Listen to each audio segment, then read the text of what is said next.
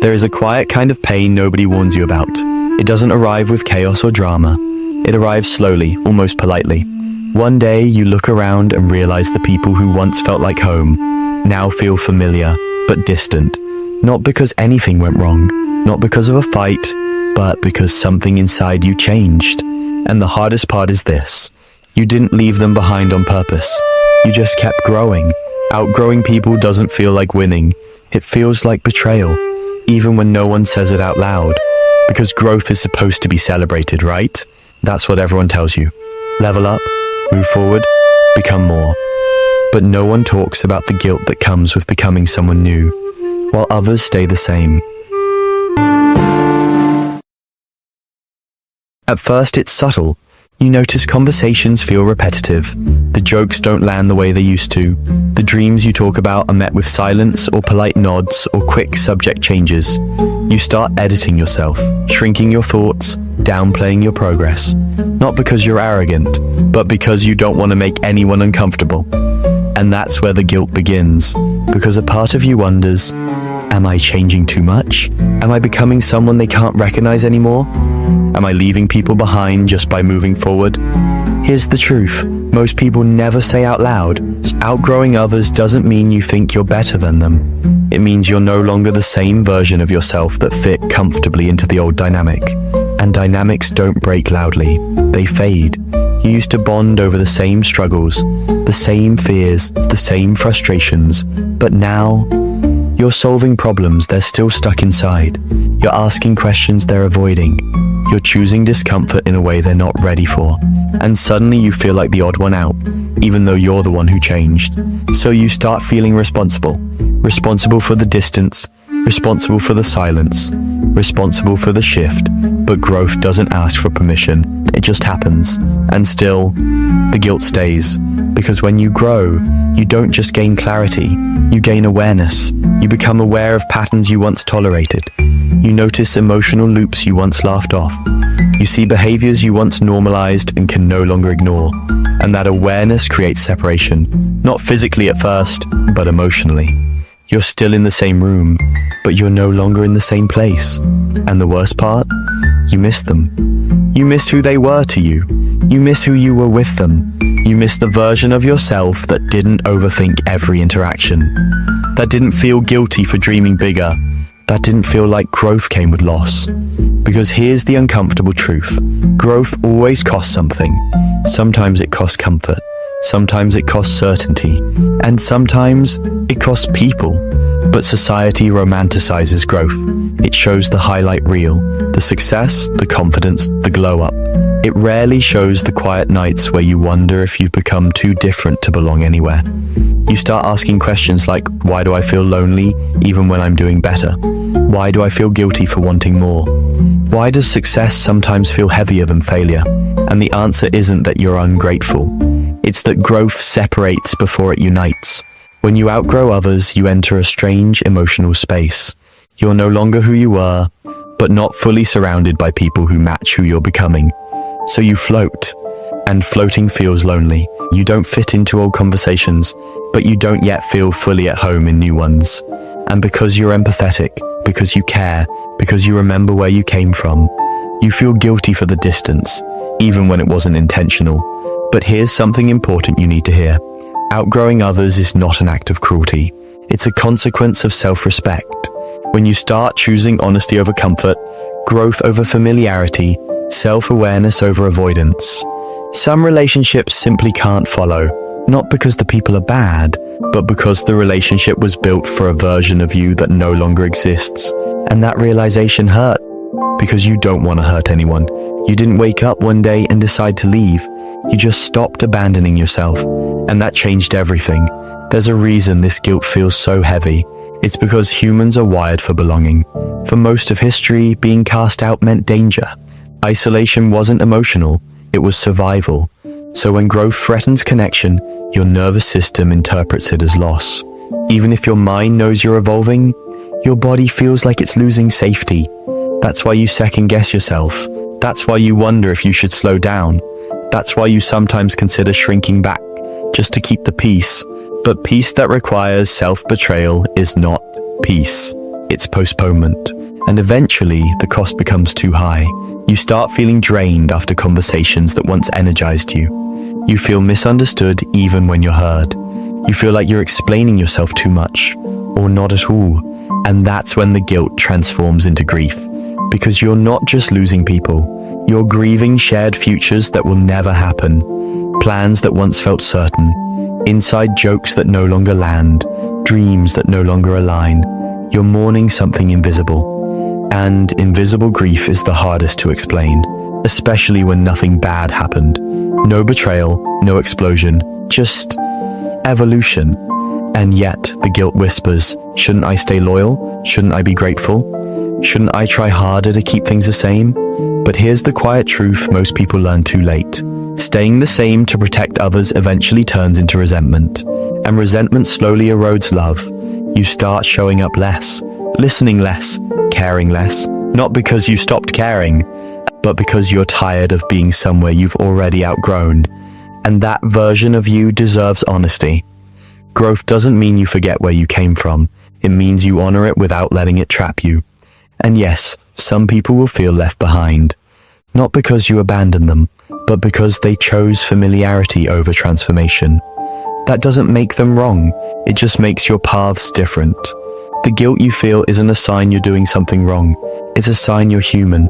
It means you care deeply. It means you're emotionally aware. It means you didn't discard people casually. But caring doesn't mean staying stuck. And here's something rarely talked about. Sometimes people don't miss you. They miss access to the version of you that made them comfortable. The version that didn't challenge them. The version that didn't change the dynamic. The version that stayed predictable. And when that version disappears, it creates discomfort. But discomfort isn't harm. It's an invitation. Some will rise to meet it, some won't. And that's not your responsibility to control. The guilt of outgrowing others often comes from a false belief that your growth invalidates theirs, but growth isn't a competition. Your evolution doesn't erase anyone's worth. It simply reveals alignment, or the lack of it. And alignment matters more than history, because history alone cannot sustain connection. Only shared direction can.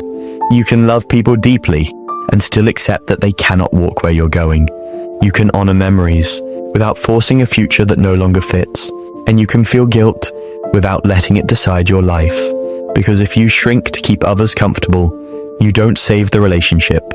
You just lose yourself quietly. And losing yourself is a far heavier loss. In the next part, we'll talk about what to do with this guilt, how to release it without becoming cold, how to grow without becoming detached, and how to let go without turning growth into loneliness.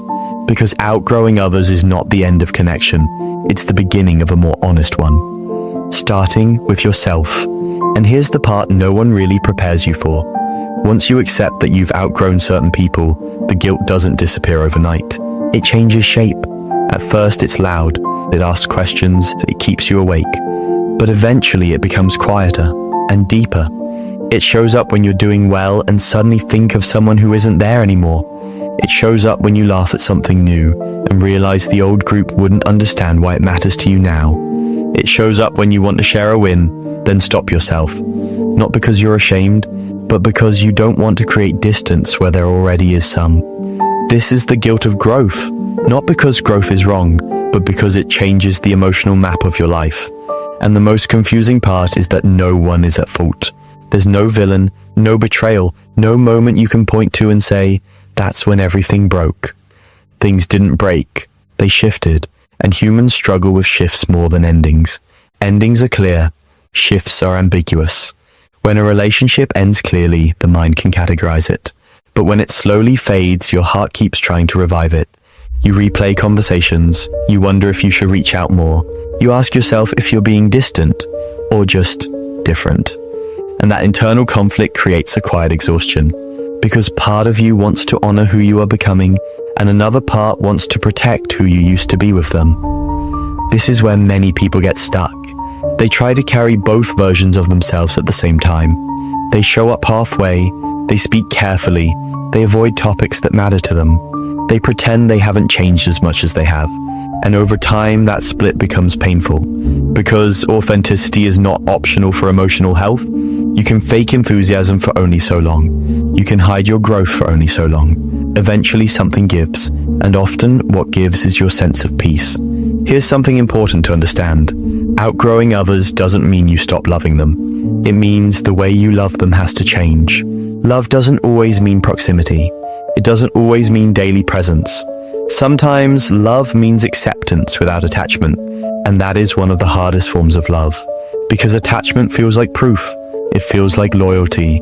It feels like safety. But attachment can also quietly demand that you stay small. Not because others intend it, but because familiarity resists disruption. When you grow, you disrupt. Not aggressively, not intentionally. Just by becoming more honest about who you are. And honesty changes dynamics. Some people will lean in. They'll grow curious. They'll ask questions. They'll evolve alongside you. Others will pull away, sometimes silently. Not out of malice, but because growth confronts comfort. And comfort is powerful. So the guilt you feel isn't because you hurt anyone. It's because you're confronting a truth many people avoid. That not everyone who started with you can come with you. And that truth feels lonely, even when it's necessary. But here's where perspective matters. Think about how many versions of yourself you've already outgrown. The child you once were, the beliefs you once held, the fears you once obeyed. You don't feel guilty for outgrowing those versions. You feel grateful, because growth requires leaving something behind. And relationships are no different. They are living systems. They either adapt, or they stay tied to a moment in time. When you outgrow others, it doesn't mean you're superior. It means your inner world expanded. You began asking deeper questions. You became more aware of patterns. You started aligning your actions with your values. And that expansion created a gap that guilt tries to fill with responsibility. But you are not responsible for managing everyone else's comfort. You are responsible for living honestly. And honesty does not require cruelty. It requires clarity. Clarity sounds like this. I care about you, even if we don't connect the same way anymore. I appreciate what we shared, even if we're growing differently now. I'm not leaving, I'm evolving. But even if you never say those words out loud, you can live them quietly. By letting go of the urge to over-explain. By releasing the need to be understood by everyone. By allowing relationships to find their natural distance. This is where guilt begins to soften. Not because you stop caring, but because you stop blaming yourself for change. You realize something freeing. You didn't outgrow them overnight, and they didn't lose you suddenly. You grew slowly. They stayed where they were, and both can be true without either being wrong. What hurts most is not the growth itself. It's the idea that growth has to mean loss. But it doesn't always. Sometimes it means transformation. Some relationships evolve into something quieter, less frequent, but still meaningful. Others fade completely, and that's painful, but not immoral. And some surprise you. They reconnect later when growth has reshaped both sides. Life is not linear. Distance now does not guarantee distance forever, but forcing closeness will guarantee resentment. So if you're feeling guilty for outgrowing others, ask yourself this. Am I honoring my growth or apologizing for it? Because growth doesn't need permission, and it certainly doesn't need constant justification. You don't owe stagnation to anyone. You owe honesty to yourself. There's another layer to this guilt that rarely gets addressed. Sometimes, outgrowing others triggers a fear. What if I end up alone? When familiar relationships fade, the mind looks ahead and sees uncertainty. New connections aren't guaranteed. Belonging feels fragile. So the guilt whispers, maybe it's safer to go back. But safety without alignment is slow erosion. You might not notice it immediately, but over time you begin to feel disconnected from your own life. You show up, but you're not present. You speak, but you're filtered. You smile, but something feels off. And that internal dissonance costs more than loneliness ever will. Because loneliness can be temporary. Self-abandonment leaves a deeper mark. Growth asks for courage, not just to change, but to tolerate the space that change creates. That space is where new understanding forms. New connections emerge. New versions of belonging appear. But only if you don't rush to fill it with the past. The guilt of outgrowing others is not something to eliminate. It's something to understand. It's the emotional residue of empathy colliding with evolution. And that's not a flaw, it's evidence of depth. So instead of asking, how do I stop feeling guilty? Ask this instead: how do I grow with compassion without shrinking myself? The answer lies in balance, in honoring what was without clinging to it, in appreciating people without forcing proximity, in choosing growth without turning cold. You can wish people well from afar. You can remember them warmly. You can still care without carrying them. And that is not abandonment. That is maturity. Outgrowing others is not a failure of loyalty.